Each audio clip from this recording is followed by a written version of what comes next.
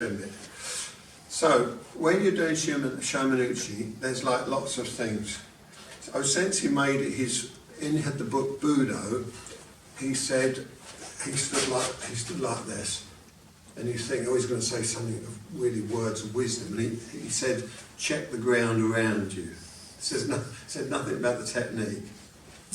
So over the years, I've worked out what we do.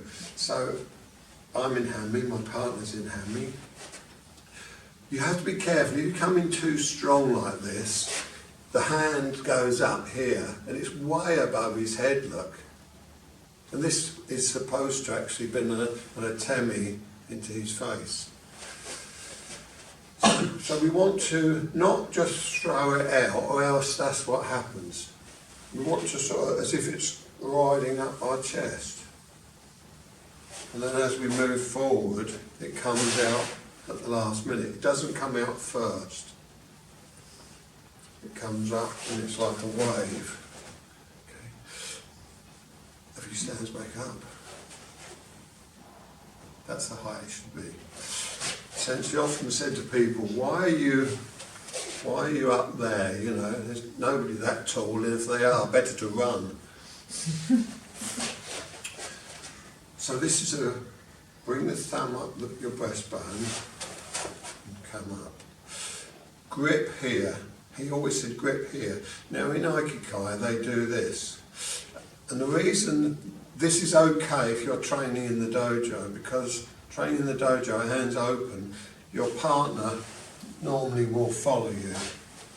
Out there in the street, some guy who's got a bent nose and has been in prison more times for GBH, he's not going to flow with you. So what you do is, this connection means that you're connected.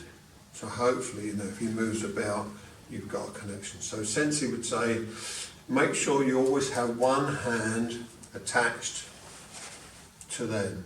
Make sure you have one hand when you enter attached to them. Up the breastbone, enter. Please watch the feet. I'm going to do it incorrect first because I'm going to just go in. So I'm going to come in, up the breastbone, come in. At this point, we turn them out and the foot comes out and we hit their body with our knee and go down.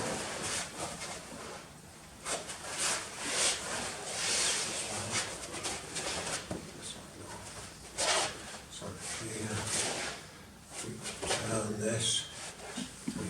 Hit them with the knee and go down.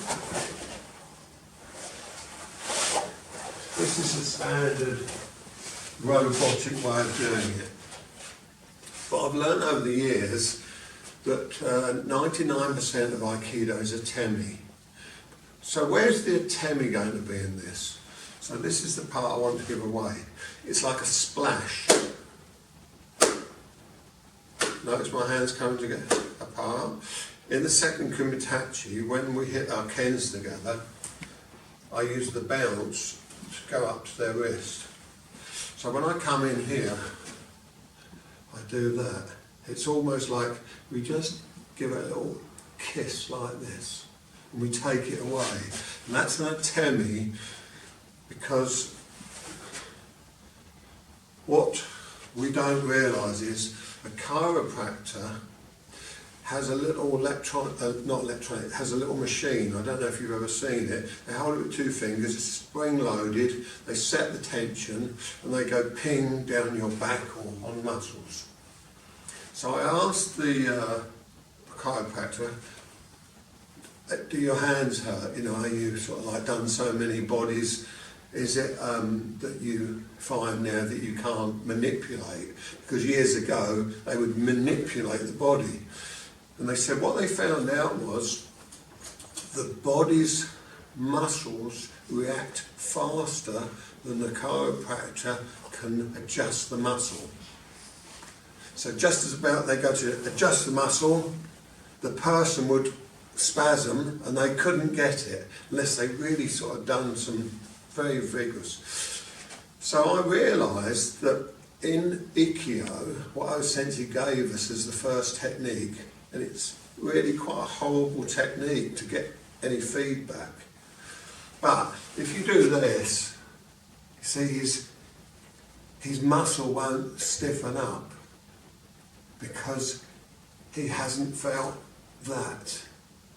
So I took this from the chiropractor. So this is how Aikido in daily life can teach us about the body. If I go here, without him knowing, he will automatically have tighter muscles. He will be harder to... So most of you know how hard it is to get somebody down in Ikkyo if they don't want to go. So their mind is sort of saying, go on then, put it on. So this splash, so we've got two things in this program. This splash means that yes, I've got him here, what his mind won't know about, because this is what his eyes saw and thought was going to do the work. So now when I do that, he doesn't realise how easy he goes down without a lot of fuss.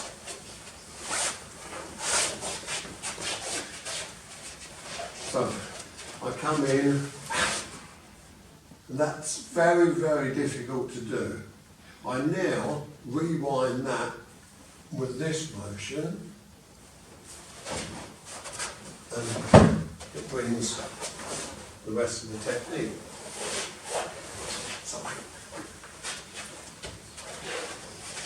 So we've got up the breastbone, splash, down, and then that up. So now, taking it a bit more, it's really difficult because you've got to add all these things. You've got to add a temis in, what a temis to his mind, but there wasn't a reaction. So that means it was a good atemi. See, if you get his attention but you don't actually hurt him. The next thing is I'd like you to look at the feet. So we're going to just go here.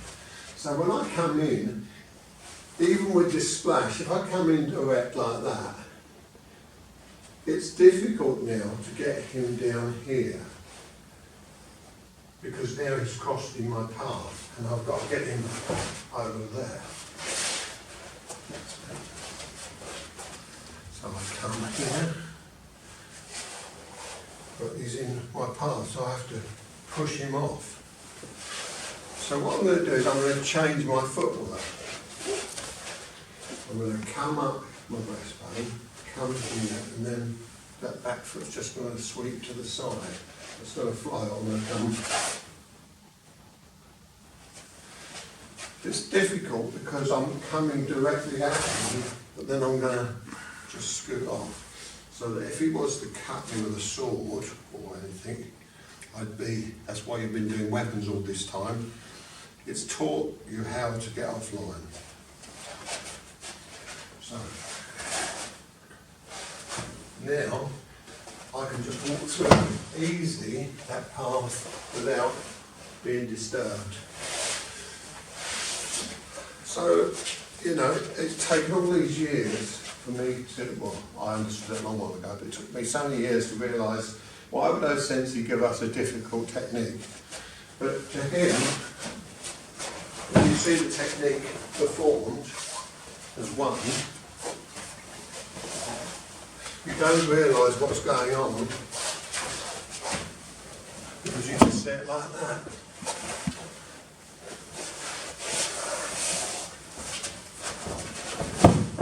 Once you've understood this, you can understand. Just watch the splash. Watch the. I make sure that he doesn't allow pressure on. I don't let him have the pleasure of feeling my power against his power. I take it off all the time, and I shape that. I shape it. And then you see, you can then start releasing more power. Okay.